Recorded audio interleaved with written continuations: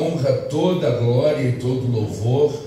Para nós é sempre uma alegria quando podemos estar com o povo desta igreja.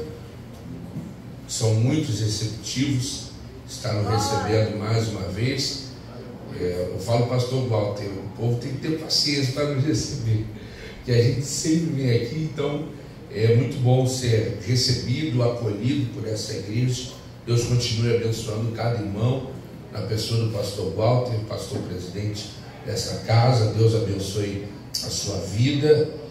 Vem comigo hoje acompanhando a Isabela. Isabela é minha amada. Você pode glorificar a Deus por isso. Isabela é uma ferramenta que Deus tem levantado neste tempo. Deus continue te abençoando. Amém? Abra sua Bíblia, por favor, no Evangelho a qual escreveu São Lucas, no seu primeiro capítulo.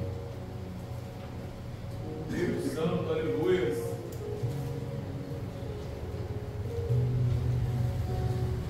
Seu versículo 11. Lucas capítulo 1 e o seu versículo 11. Você que achou, diga amém. Amém. Diz assim a palavra do Senhor. Então o anjo do Senhor lhe apareceu, posto em pé, à direita do altar do incenso. E Zacarias, vendo, turbou-se e caiu temor sobre ele. Mas o anjo lhe disse: Zacarias, não temas, porque a tua oração foi ouvida.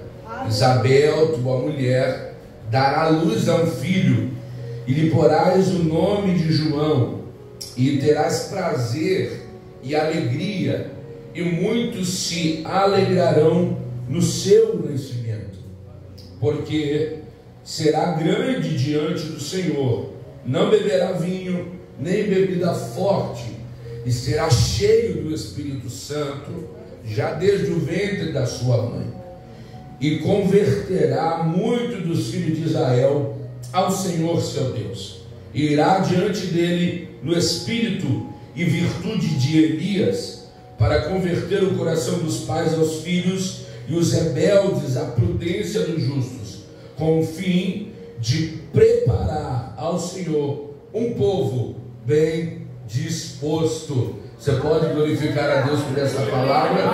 Tome seu assento hoje nesta noite, adorando e glorificando o nosso Deus.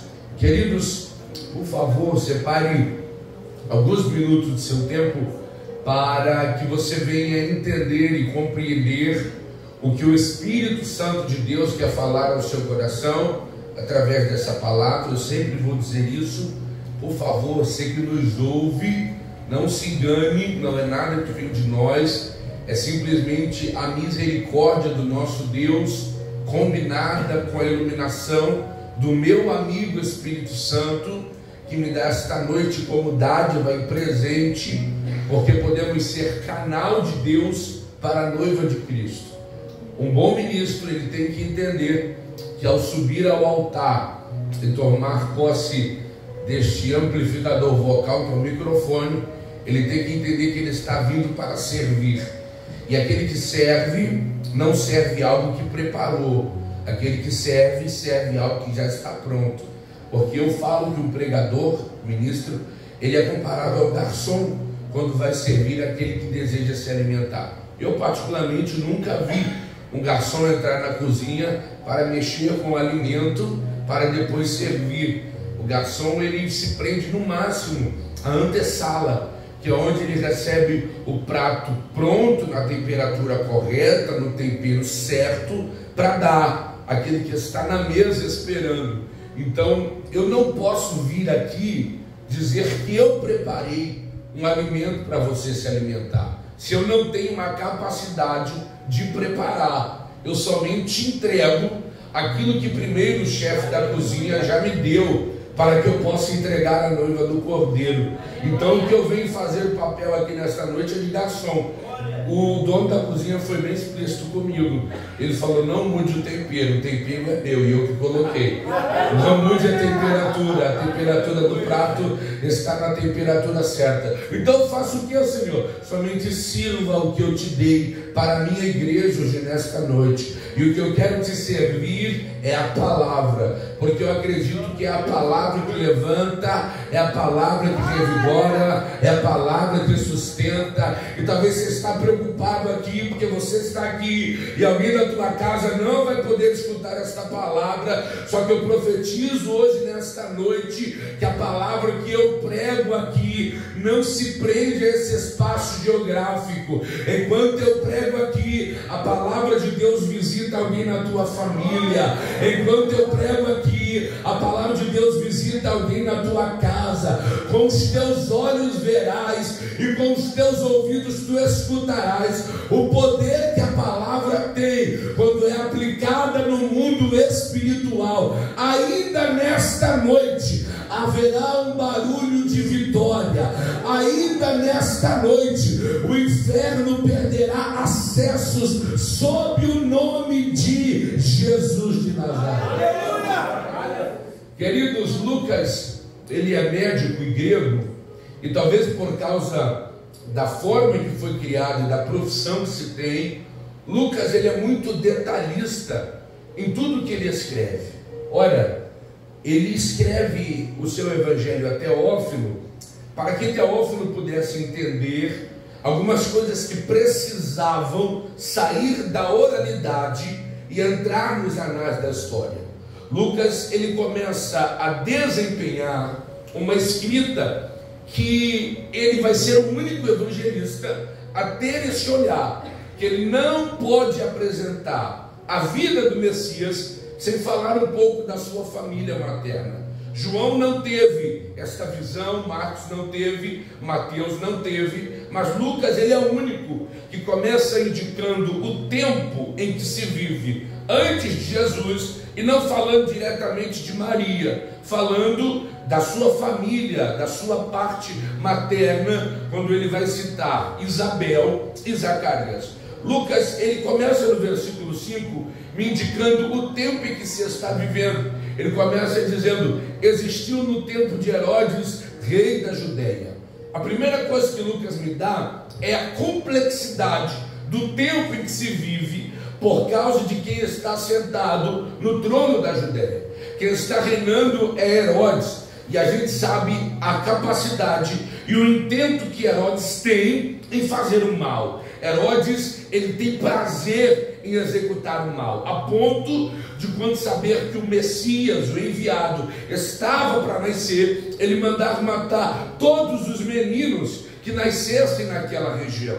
Ora, conhecemos a característica de Herodes, e por causa disso sabemos da complexidade do tempo. Só que a complexidade do tempo, irmãos, não estava somente no governo, estava também dentro do templo, onde Anás e Caifás eram errados perante o Senhor e não sabiam conduzir a casa do Senhor por causa da sua vida que não era ilibada, por causa da sua vida de corrupção e de pecado. Só que Lucas, ele parece, dentro daquela situação, me colocar um casal de Deus, Zacarias e Isabel. Parece que Lucas primeiro tem a necessidade de dar a ótica do lugar em que tudo está acontecendo. Tem corrupção, tem perversidade, tem pecado, tem erro, mas o versículo seguinte, ele me fala: o tempo não pôde sufocar a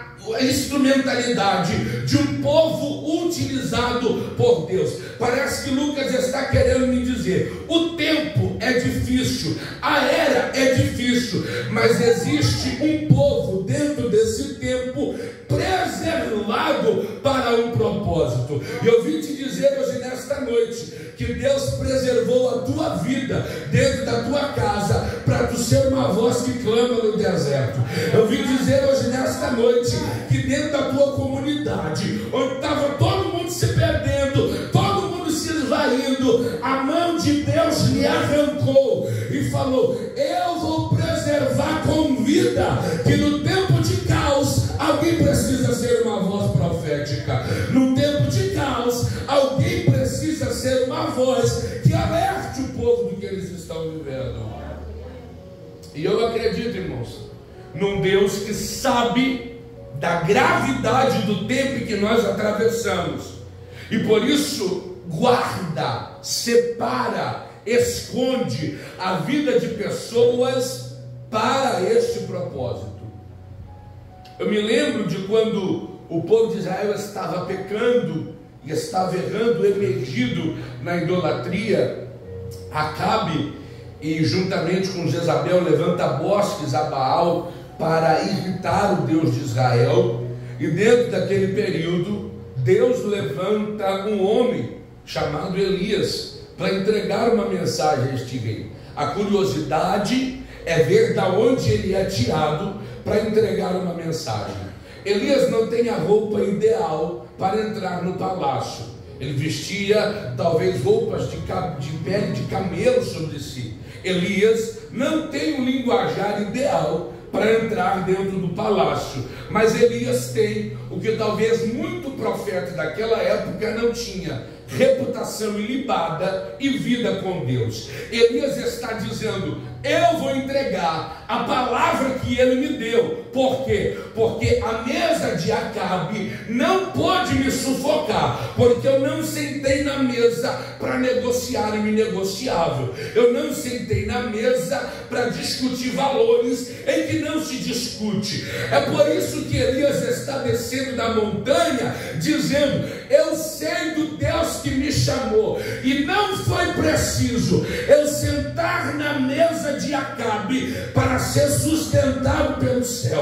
O que eu vim pregar hoje nesta noite é que a geração que Deus está levantando não vai depender da mesa de Acabe, não vai depender da mão de Acabe. Acabe quer montar uma mesa para calar a voz dos profetas, mas está vindo Elias que está dizendo: não sentei na mesa, por isso tenho palavra. Não sentei na mesa, por isso tenho palavra. Não comi na mesa, por isso tenho palavra. Não participei da reunião de porta fechada, por isso eu tenho palavra. O meu Deus está levantando uma geração inconformada com o que estão fazendo nas recâmaras fechadas. Deus está dizendo: ainda tem Elias que não come na mesa, mas tem palavra na boca. Ainda tem Elias que não janta na mesa, mas tem palavra na boca. Elias está dizendo: é melhor não ter a conta bancária cheia, mas ainda ter palavra. É melhor não ter o carro do ano como muitos têm, mas ainda ter palavra. O profeta de Deus, ele passa pelo que passar, mas a palavra continua na boca.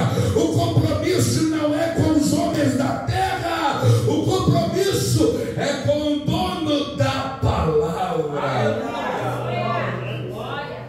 E às vezes a gente não entende, irmãos, porque todo mundo pode, a gente não pode. Às vezes a gente não entende. Senhor, todo mundo jantou na sala de Acabe, eu podia lá também jantar. Deus está falando: eu não me esqueci da oportunidade que tu tinha de sentar em algumas mesas, só que não tem como você comer na mesa em que Deus te usará para ser boca de juízo. Não tem como você comer da mesa em que Deus te usará para ser uma voz de conserto. O que eu vim pregar hoje nesta noite é que Deus ainda conta com a geração dos Elias, que não se perdem pelas cifras, que não se perdem por chamadas gananciosas, que não se perdem pelo monumento que foi construído. Elias entra no palácio, mas não se incomoda com a pompa do rei. Elias entra no palácio, mas as almofadas reais não chamam a atenção. Elias vai direto para o trono e fala: Acabe, eu não tenho tempo para perder contigo. O Senhor me deu uma palavra. Senta comigo, Elias. Não posso sentar, não posso andar. O Senhor não me permitiu. Eu tenho uma palavra. Deus está dizendo: no teu trabalho, tu é o Elias que eu levantei, que talvez não vai ter a promoção que todo mundo tem, mas tem palavra na boca para entregar. No teu bairro, tu é o Elias que eu levantei, não vai ter a facilidade que todo mundo tem, mas tem palavra na boca. Irmãos, de um tempo para cá, eu tenho aprendido que nada é melhor do que ser dependente do Deus que te chamou para falar o que Ele quer falar. A ausência não era do profeta, irmãos. O profeta tinha. A ausência era de quem não perdeu tempo com a mesa de Acabe e por isso não tinha papas na língua para filtrar a mensagem que ele enviou. A melhor coisa, irmãos, é quando tu entra em algum lugar e tu prega aquilo que Deus quer que tu pregue. A melhor coisa, irmãos, é quando tu entra em uma casa e tu fala aquilo que Deus quer que tu fale. Por quê? Porque tu não sentou na mesa, tu não participou do convite, não participou da reunião, e por isso a tua boca vai ser utilizada pela dependência de Deus. O que os Elias desses tempos precisam entender, que melhor do que ter o conforto na terra é ter palavra de Deus na boca. Aleluia. Melhor do que ter conchavos na terra é ter palavra de Deus na boca. E Deus conta com você hoje nesta noite, para ser a geração que não se vende, para ser a geração que não se troca, para ser a geração que não fecha negócio e inibe a palavra. A palavra vai na frente, a palavra é o dono dela que te deu. Abre a boca, entrega o que Ele te capacitou. E era assim que Deus contava, irmãos, com Zacarias e Isabel. Homem de Deus, mulher de Deus. Só que minha vontade, irmão, sinceramente, é fechar a Bíblia agora, fazer uma oração, da gente ir para casa. Eu não queria pregar o versículo 7 para você, queria parar no 6. O 6 vai dizer: e eram justos perante Deus, andando sem repreensão em todos os mandamentos e preceitos do Senhor. Para no 6, dá o pastor Walter da bênção apostólica, a gente volta para casa marchando no poder. Só que tem um espírito que queima os meus ossos hoje nesta noite. Aleluia. E eu preciso pregar o versículo 7. Minha vontade, irmãos, era sair daqui e deixar o versículo 6 com vocês. Só que o Senhor falou: a palavra não é tua, a palavra é minha. Versículo 7 é um soco no estômago para quem viu um currículo tão bom e não tinham filhos, porque Isabel era estéril e os dois eram avançados em idade. Aí que a nossa cabeça começa a ferver, irmãos.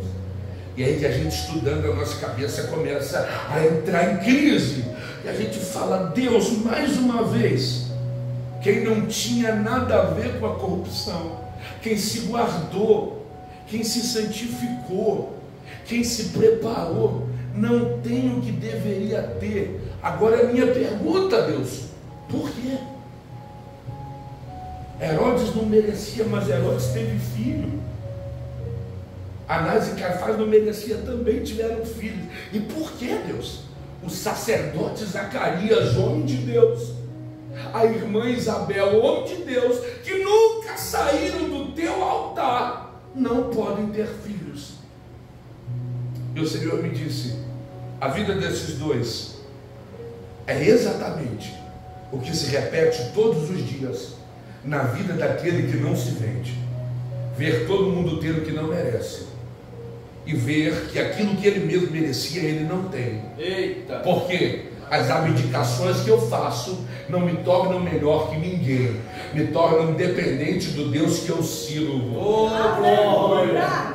E por isso Deus está dizendo hoje nesta noite: o teu serviço não te impede de passar pelo vale de sombra e de morte.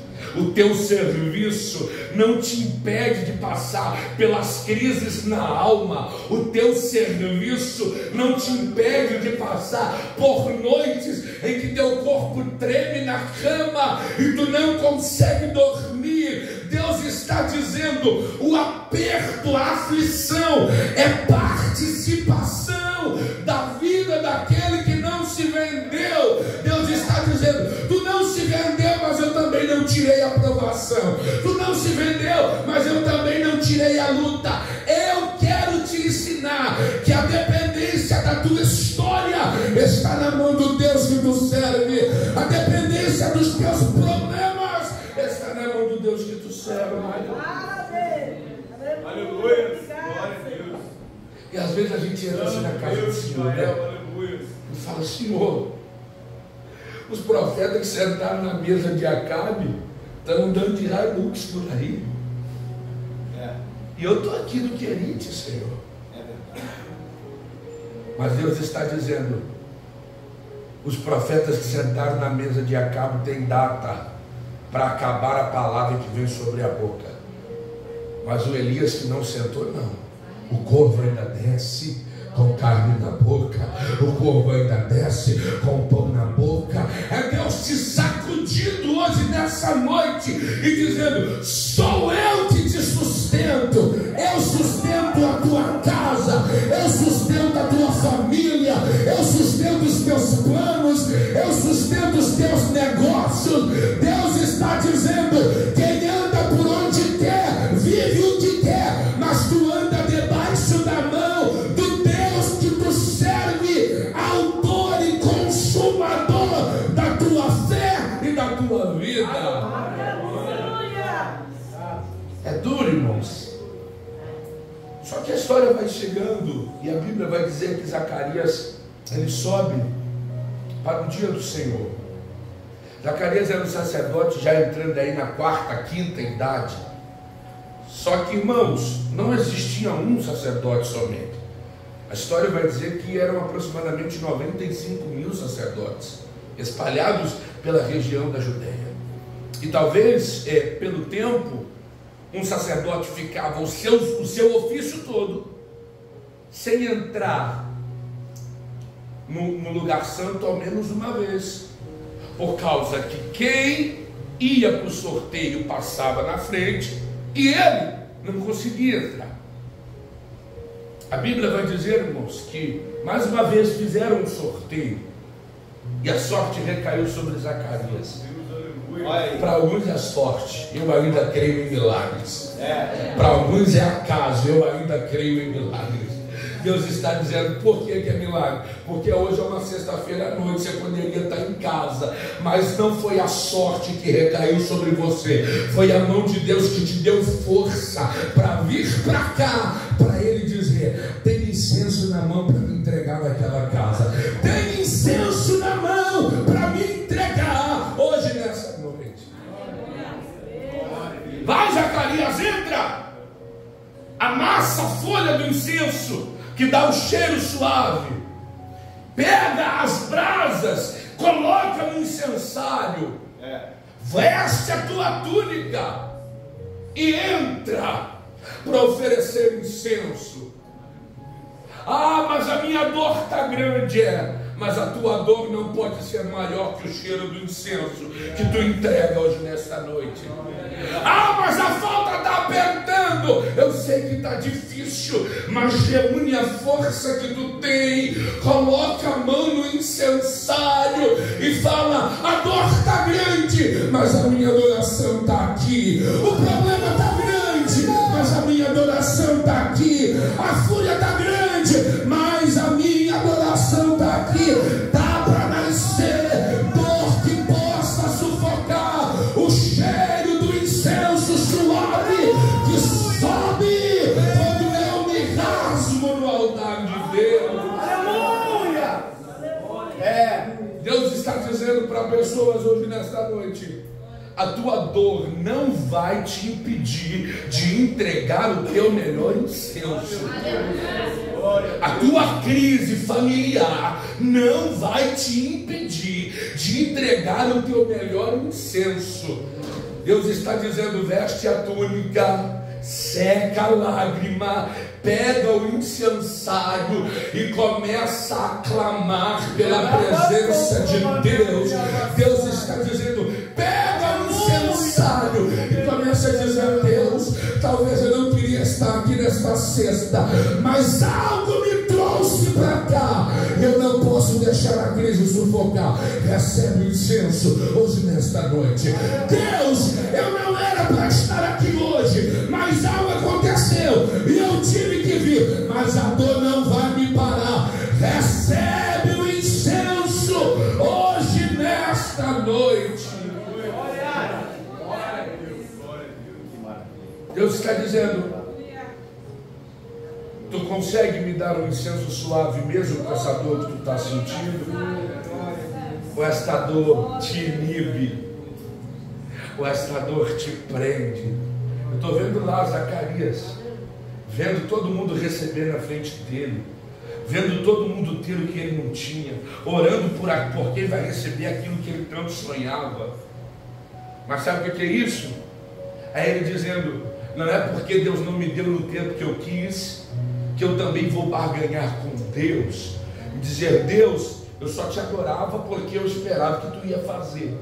Só que Deus está dizendo para você hoje nesta noite, e eu quero te ensinar, que as coisas, infelizmente, para você não funcionam da tua maneira e não passam pelo teu lapso temporal.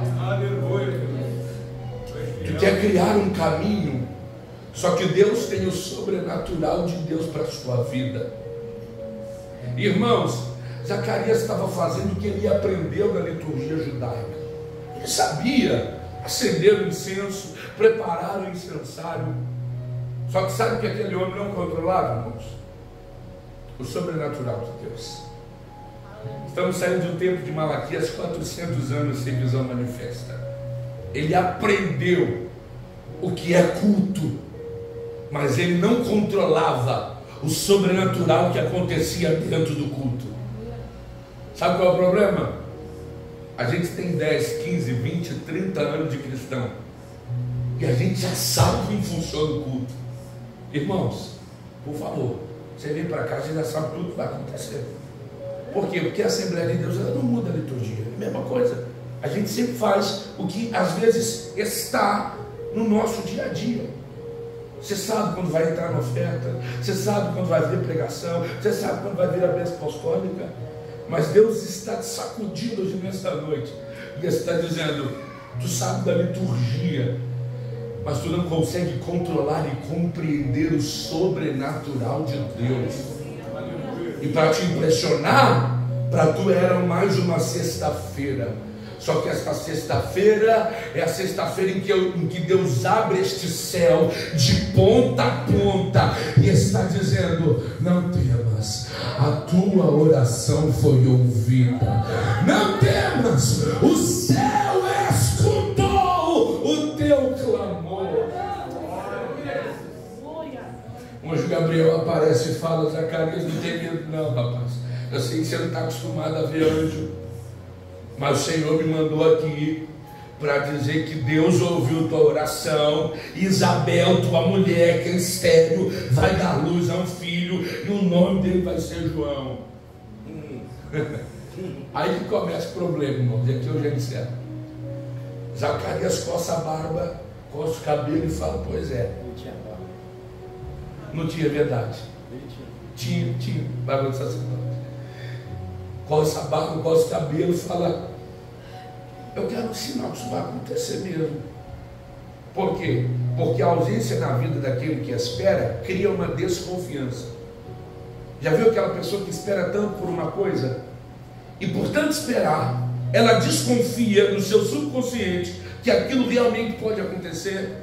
E quando aquilo que ela esperava aproxima-se de acontecer, ela cria um sentimento de anulação. Ela fala: esperei tanto tempo e agora vem no tempo que eu não esperava mais, então eu não acredito que possa acontecer. Zacarias até se esqueceu do significado do seu nome. Zacarias, da linha hebraica, significa Zacarias, Jeová se lembra. Zacarias se esqueceu que Jeová se lembrava. Só que ele falou que era um sinal, isso vai acontecer. Irmãos, dura coisa é quando alguém que tem intimidade com Deus vive andando pedindo sinal para aquilo que ele falou que iria fazer. Deus dá sinal? Dá. Mas para quem não tem uma fé firmada no que ele pode fazer. Maria não pediu sinal? Pediu. Falou: Senhor, eu, uma jovem virgem, vou conceber do Espírito Santo, não convenci o meu marido, me dá um sinal. Hoje Gabriel falou: não, tem aqui para você. Isabel, a tua prima, ela é estéril e já está no 6º mês de gestação, porque para Deus nada é impossível. Aleluia. Uma jovem virgem, o céu entende. Agora vem Zacarias, irmãos, mais de 50 anos de ouvido de sacerdote, ouvindo o céu falar, e falou: volta lá e pede sinal para ele. Deus está dizendo: eu concedo sinais para os imaturos na fé, mas quem tem maturidade não pode andar por aí pedindo sinal para aquilo que Deus falou que já vai fazer. Aleluia. E Deus fala com algumas pessoas aqui: eu não sou garoto de recado, eu não sou menino jornaleiro. Deus está dizendo: eu não sou homem para que minta, e nem filho do homem para que se arrependa do que disse. Deus está dizendo: eu não tenho que fazer folha cair para mostrar que eu vou fazer. Eu não tenho que fazer chuva cair para mostrar que eu vou fazer. Ou tu acredita no céu que te fala hoje nesta noite, ou nada mais vai te convencer. Aleluia. Eita Deus. Deus está dizendo: eu quero que você acredite no que eu falei ao teu respeito. Essa crise ministerial está fazendo você desacreditar do que Deus falou que tu é na presença dele. Só que Deus está dizendo: eu quero que tu volte a acreditar naquilo que o céu falou ao teu respeito. Mas Zacarias é insistente, irmãos. Ele fala: eu quero um sinal. O Senhor fala: eu vou te dar um sinal. Até João nascer você vai ficar mudo, vai falar nenhuma palavra mais. Você só vai falar de novo quando João estiver no seu braço. Então, pelo amor de Deus, irmãos, sai daqui pedindo sinal hoje não. Talvez tu pedir ali na esquina, Deus te dá uma rouquidão espiritual e fala: olha, agora tu só vai falar quando o milagre estiver na tua mão, porque tu não teve coragem de acreditar quando tu ainda não via. Deus está dizendo: bem-aventurados são aqueles que creram e não viram, porque estes alcançarão. Deus está dizendo hoje, nesta noite, tu não precisa ver para crer, tu precisa acreditar na fidelidade da palavra daquele que te prometeu. Isabel escreve um pequeno cântico dizendo: o meu Senhor arrancou de mim o meu opróbrio e retirou de mim a minha vergonha. Deus está dizendo hoje nesta noite: eu começo a visitar questões espirituais na vida de algumas pessoas, e a promessa que Ele te faz é que Ele fará do teu maior cenário de vergonha o teu maior testemunho para tu mudar a vida